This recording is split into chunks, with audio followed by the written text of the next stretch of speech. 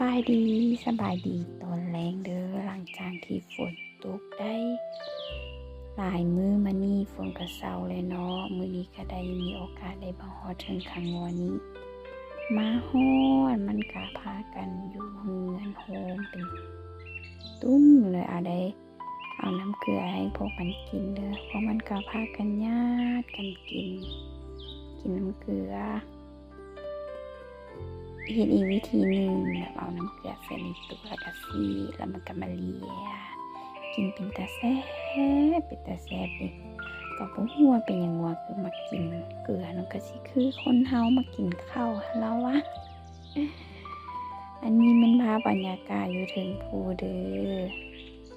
อยู่รองแจ้งใสสมบูรณ์เด้อภาพบรรยากาศอยู่ถึงข้างงัวอากาศไกล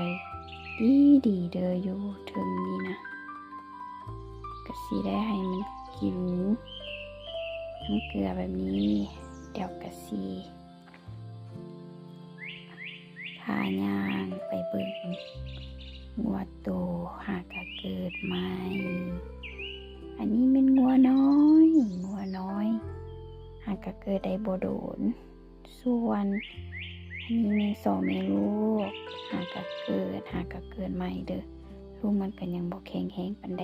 ย่างข้างแม่ก็ต้อยไปนำแม่ส่วนตัวงัวถึกมีสีดำนี้ก็งัวที่ใหญ่กว่าหมู่อยู่ในบรรดางัวนี่แหละถ้าไปใส่นะจูงเพิ่นไปก่อนมันเป็นฟุ้งไปนำกันแหละงัวก็ฮู้ความคือกันเด้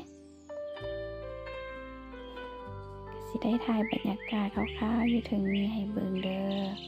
ไว้มื้อหน้าสิมาถ่ายใหม่ให้เบิ่งอีกเด้อลาไปก่อนบ๊ายบาย